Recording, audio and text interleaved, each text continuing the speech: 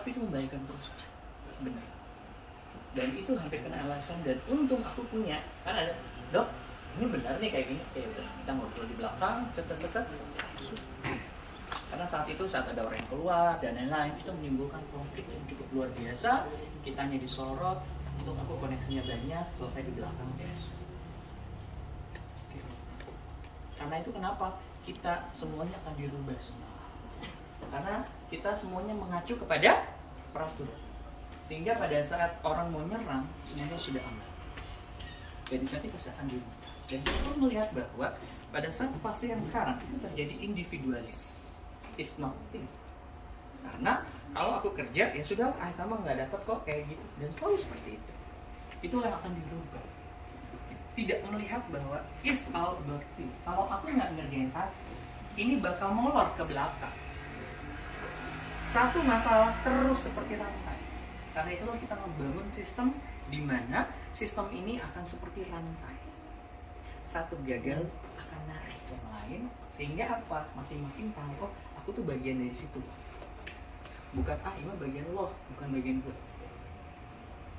Ya, apa bukan sama receiving? Di receiving ini adalah di bars aku belajar bahwa receiving itu adalah bukan tentang kita nerima yang baik doang.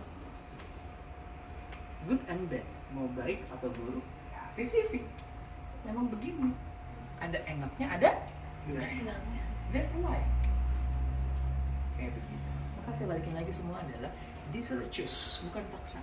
Harus ini, harus itu, harus ini, harus itu. Jangan sampai dipoyok, dilebok. Dilebok, dipoyok. Kayak begitu. Jika Anda nggak suka, take it or leave it. Simple. Karena saya sebagai CEO, saya melihat organisasi secara keseluruhan. Apa yang terjadi kalau saya melakukan kebijakan A, akan terjadi kebijakan B, C, dan D. Dan saya harus validasi adalah selama 1 tahun ke belakang, beberapa ketika di sistem HR kita adalah kacau. Banyak hal yang nggak sesuai. Saya mau rubah dikit, karena memang saya pas ngobrol sama Kang Sandy kan, dok ini banyak kacau. Oke, step by step. Aturan mulai diperbaiki, mulai dirubah. Karena awalnya jujur HR tidak berlaku untuk posisi yang benar, sehingga menimbulkan kekacauan dalam organisasi. Dan ini terjadi, dan kondisinya adalah yang sudah nggak benar dianggap benar. Paham nggak saya? Ya. Sehingga yang terjadi adalah, oke, ini kita harus sudah mulai merubah masuk ke relnya benar. Rel pertama adalah rel peraturan pemerintah. Karena apapun kalau masuk jebret kita bakal kena. Selesai. Kayak begitu. Yang kedua adalah rel kedisiplinan. Satu hal adalah ketika teman-teman datangnya tidak telat, disiplin itulah penilaian tertinggi pertama. Karena teman-teman menghargai perusahaan, teman-teman hadir bodinya.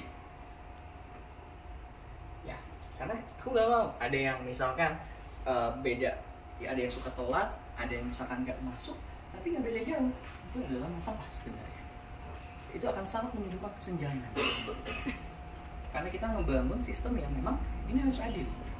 Adil itu bukan sama ya. Adil itu adalah proporsional. Proporsional berdasarkan apa? Proporsional bukan berdasarkan subjektif, tapi berdasarkan aturan standar formal perusahaan.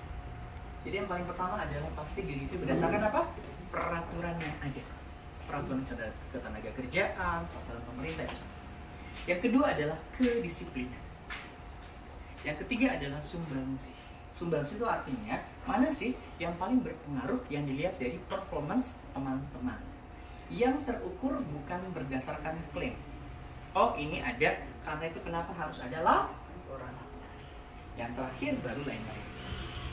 Ya, jadi itu yang akan kita buat. Karena itu kan hal paling standar.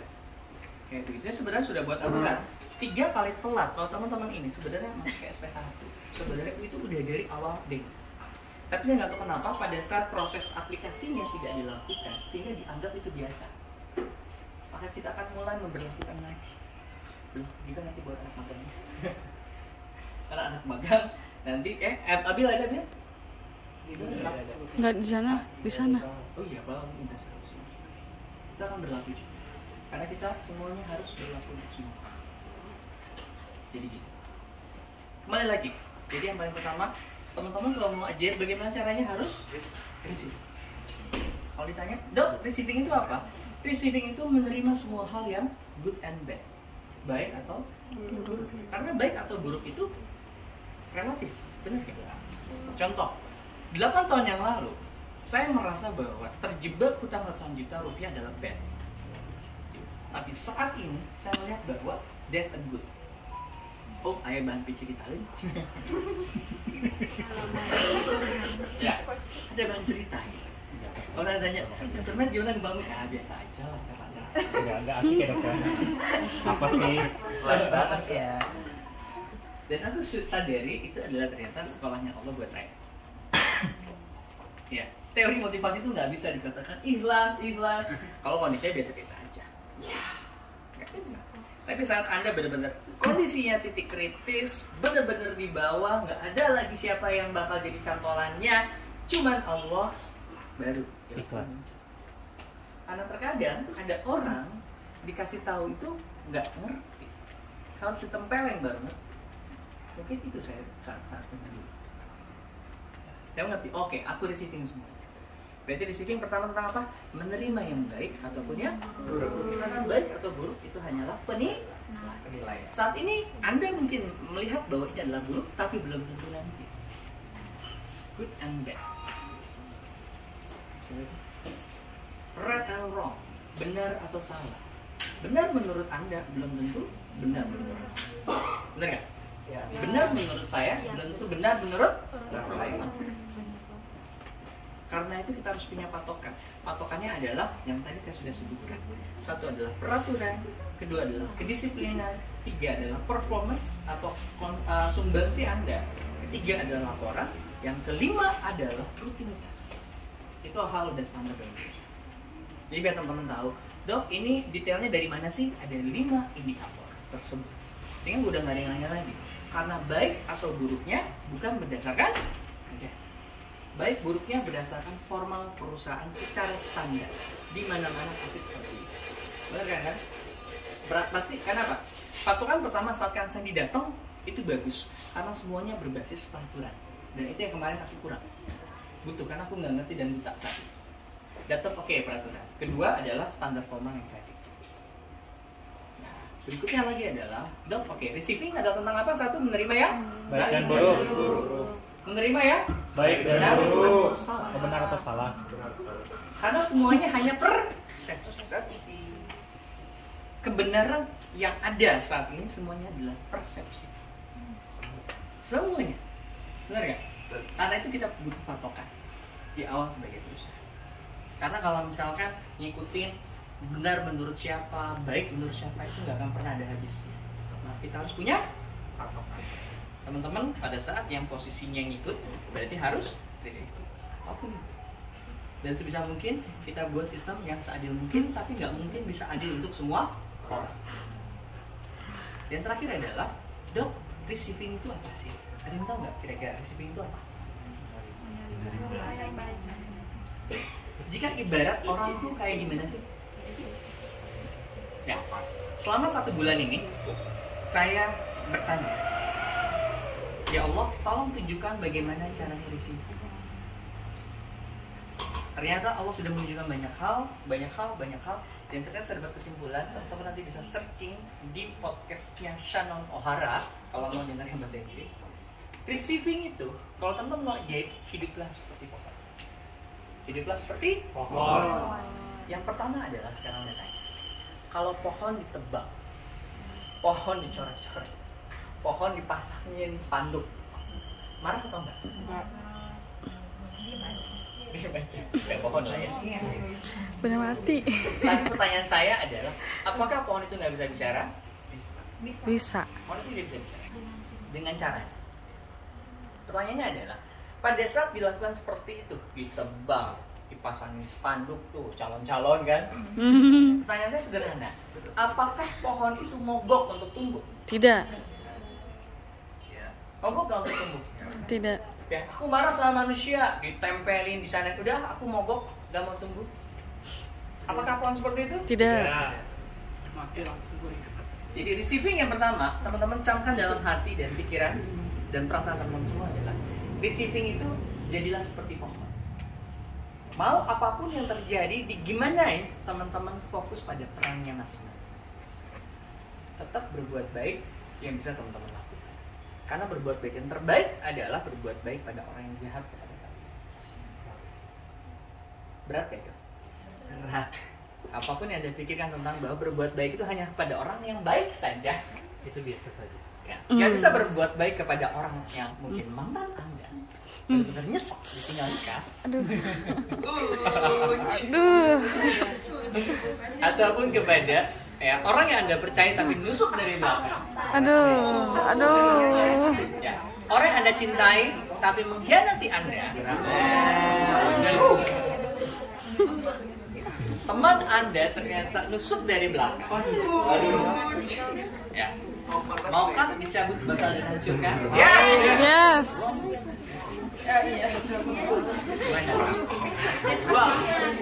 Jawab lagi, soalnya ini energi masih gede banget ya. Apapun yang Anda pikirkan tentang berbuat baik itu adalah kalau pada saat kondisi Anda lagi baik, lagi ada duit baru sedekah. Terus Anda mungkin merasa aku sakit hati karena itu aku bakal sakitin hati orang lain. Wow. Kan ada yang kayak gitu. Ada orang playgirl, ini ada ya, aku banyak konsul ya, yang dia jadi playgirl karena dia sebelumnya dihianati sama laki-laki. Yes. Yes. Apa nak? Ya. Ya. Ketika Anda berpikir bahwa berbuat baik itu adalah saat kondisi Anda baik atau dibaikin sama orang, atau berbuat baik itu adalah kalau Anda dikasih sama orang. Berbuat baik itu adalah Anda harus menerima sesuatu. Karena padahal kalau berbuat baik, kalau beri aja. Kalau dapat aja. Dan demikian sebaliknya. Kalau Anda harus menerima sesuatu dari orang lain, Anda berpikir, kayaknya ada apa? Ada Fortuner di balik batu. Enak. Udah kan kecil kan? Kuncinya. Ya. Kuncinya betul. Ya. Mungkin Anda berpikir bahwa berbuat baik itu adalah harus dalam kondisi baik. Kalau aku berbuat, pada saat aku lagi ada duit, lagi ada apa, maka aku bisa sedekah. Padahal bisa sedekah pakai energi Anda, waktu Anda, dan lain-lain. Dan Anda berbuat baik kalau dibaikin sama orang. Dan Anda berbuat baik kalau Anda saat berbuat baik harus menerima balik dari orang lain. Ataupun sebaliknya adalah Anda harus menerima, berarti Anda berpikir bahwa orang itu punya agenda sesuatu kepada Anda. Padahal yang namanya terima, ya terima aja. Dan Anda nggak bisa menerima sesuatu hal yang sebenarnya menurut Anda bukan. Kamu ganteng deh hari ini. Wah kok, kamu gila ya? Kenapa nggak bilang? Makan siang nih pasti ini makan siang. Kenapa nggak ada bilang makasih? Baru tahu ya. Oke, sip. Ataupun Anda berbuat kebaikan kepada orang yang paling jahat, paling nyebelin di dalam hidup Anda.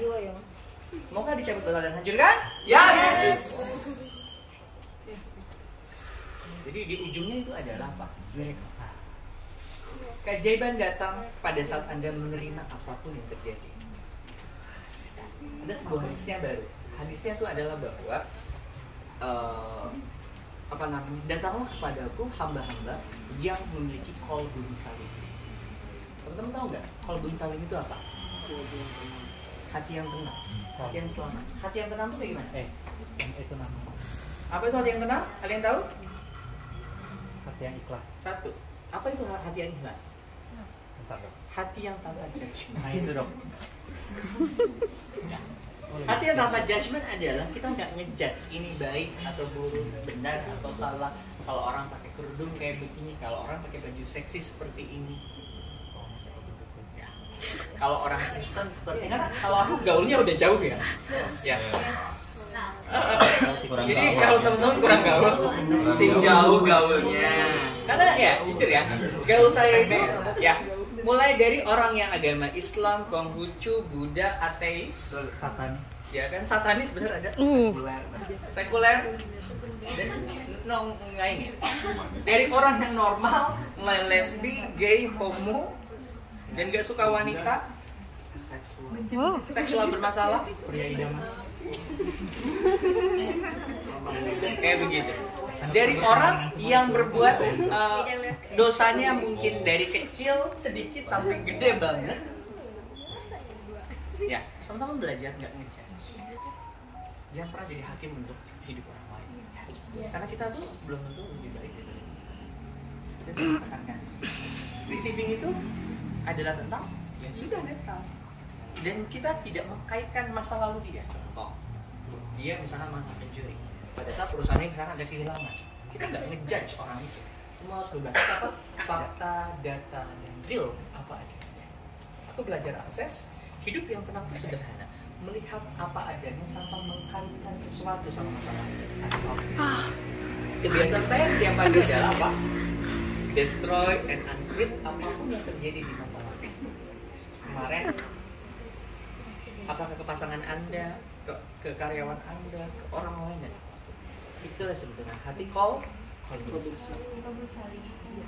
Nggak ada membedakan, nggak ada judgement, nggak ada yang namanya nggak ada yang namanya menghakimi orang, nggak ada yang namanya memisahkan orang. Karena kamu Islam, aku Kristen, kita pisah.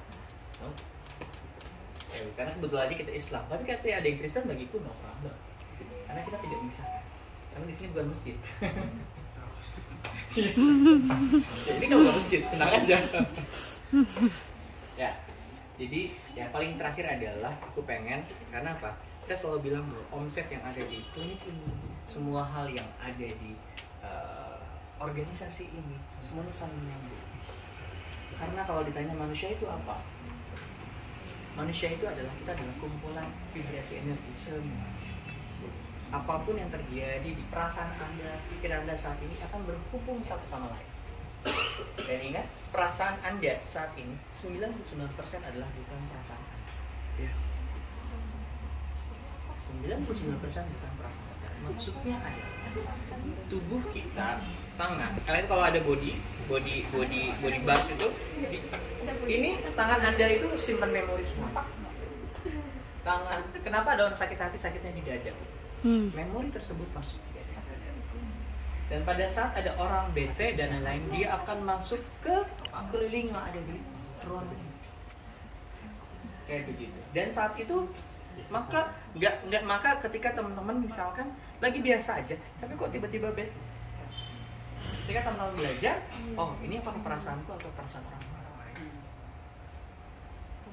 Apalagi kalau teman-teman main media sosial, teman-teman mereceive banyak hal, judgement, perasaan dan lain-lain.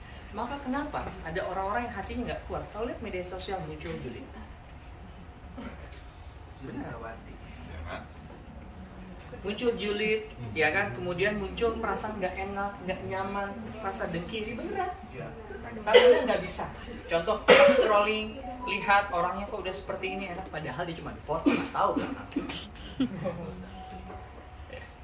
Karena hampir rata-rata di media sosial 80% yang difoto itu bukan kejadian sebenarnya. Real, bukan real. Itu citra. Pencitraan. Oke, sip. 958 menit lagi. Closing terakhir adalah, ujungnya dari saya itu adalah teman-teman, kita mulai belajar receiving di sini. Ada saatnya Anda siap dipimpin dan siap memimpin. Kayak begitu. Ada saatnya Anda harus memimpin. Karena the good leadership is a good follower. Saat sebelum saya jadi pemimpin, saya adalah seorang anak buah yang teladan. Dimanapun, ketika abang itu berarti kakak kelas atau bilang, Matt, look sini, siap bang. Selalu saya bilang seperti itu. Ketika ada apa, saya selalu bilang, siap bang. Saya adalah orang yang paling, kalau misalkan disuruh tanggung jawab, saya pasti bakal full 100%, 1000% walaupun saya nggak tahu gajinya aku dapat berapa dan aku full receiving. Sehingga aku bisa mencapai titik-titik terus dan yang lain. Di Just Mind selama 2 tahun, saya nggak pernah ada timbal balik. Ternyata aku dibayar berapa dan lain berapa. Saat ini mulai apapun yang saya coba sarankan dan lain-lain, Tehrianya mau receive. Paham ya? Dia mencari saya dulu sebelum orang lain. Karena selama 2 tahun saya nggak ada kayak ujung-ujungnya duit, ujungnya apa. Saya cuma minta adalah Tehria apa yang bisa aku bantu, apa yang bisa aku bantu. Sehingga yang terjadi adalah apa? Percepatan dan keajaiban. banyak hal keajaiban pada saat saya sudah mulai adjust mind, kamu dia dan banyak emak-emak berdasar omsetnya 100 miliar. Jadi ini adalah berlaku bukan hanya di perusahaan ini, teman-teman kalau mau cuma satu belajar di receiving. Receiving itu seperti apa? Seperti pohon. Pohon nggak pernah Aslinya ngejudge mati Anda. ntar. Kerudung Kalau atau asli apa, mati kerudung. ntar. Agama Islam, ateis, Kristen atau apapun. Dia ditebang, dia tetap tumbuh. Dan yang terakhir adalah pohon itu berperan sesuai peran. Apakah pernah yang di akar itu Berbuah. iri kepada yang buah? Buah, lu kok di apa namanya? Dipetik. Ya dipetik, dipuji. Lah aku akar di bawah, nggak kelihatan. Padahal aku yang nyokong semuanya. Pernah kalau akar iri ke buah? Enggak.